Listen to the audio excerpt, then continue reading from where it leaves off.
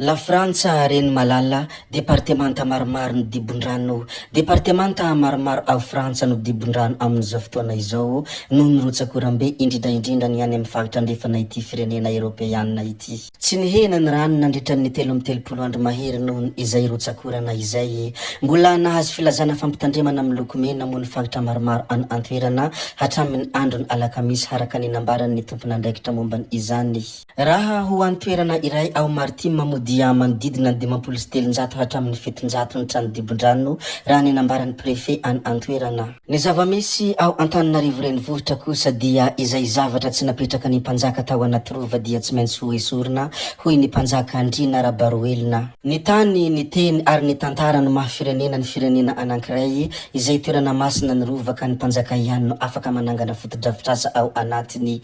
Ireo zavatra izay tsy natsanga ny mpanjaka arak'izany dia tsy maintsy ho ravaina hoy lehibe ny fianakaviambeny Andrina ao Imerina, tsy iza moa izany fa Andriamatoa Andrina Rabaroelina. Nivoaka androany 12 febroary 2024 ny didim-pitsarana noho ny fitoriana izay napetraka izy ireo tamin'ny fangatahana fandravana ny Colisée ao anatin'ny rovan'ny Manjakamiadana izay nanapahana ny handravana izany.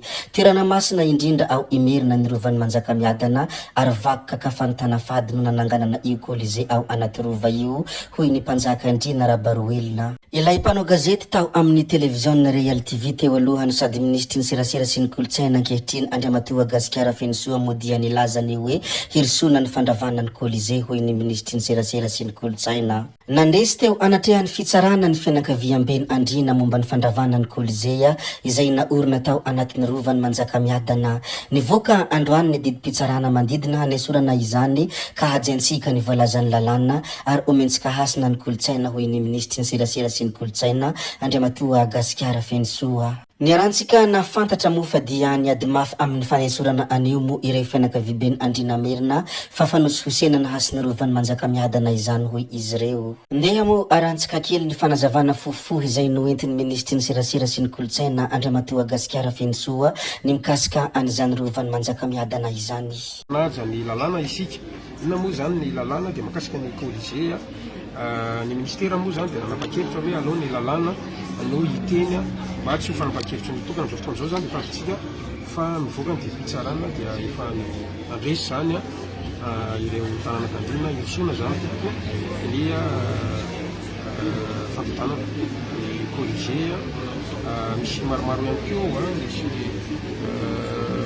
dinosaure zay tokony hoesorina ambarako amin'ny fomba ofisialy ihany koa fa miverina ihany koa ny anarana sy rovan'ny Madagasikara fa araka ny lalàna tsy manatsika anazy rovan'ny Manjakamiadana misy any hoe lapa Manjakamiadana ao dia rovan'ny Antananarivo izy io dia anisan'ny mandrisy lahatra ihany koa moa zany zay anivon'ny misy kiran'ny tanora sy ny fanatanjahantena ny amirenana ny kianjam-bariambo ny kianjan'ny Mahamasina satria misy lafiny arakasina sy ny vato-masina ao anatin'izay. Hitantsika fa daminana na izanatrany moa zany mitaky ny Colisée io zany tsy maintsy esorina satria tsy mifanaraka amin'izay atao hoe identité culturelle sy ny hasin'ny rova izay fa zany hoe misy an'ilay béton armely ihany ao ambany ao ahafahantsika miaro tsy ahina ihany koa mety fivodanan'io sy hotsahan'io rova io. Dia zay zany ambara amintsika vahoaka malagasy makasika ny Colisée. Ny amin'ny resaka jony kosa ny jony makamba hisokatra amin'ny voalohany volana Martsa 2024 hisokatra amin'ny voalohany volana Martsa 2024 ny fanjonoana makamba na ny crevette izay manerana ny fahadranomasin'ny Madagasikara ho antoa ampanjonoana 2024 araka ny fampahafantarana izay nataon'ny ministeran'ny jony sy ny toe-karena manga. Andriamatoa Paul Bert Rosirahasy manana ilay solombavambahoaka teo alohany sady mpanakanto izay anisan'ny manana ny lazany moa dia ny lazany heviny tao anatin'ny tambanjotra Facebook.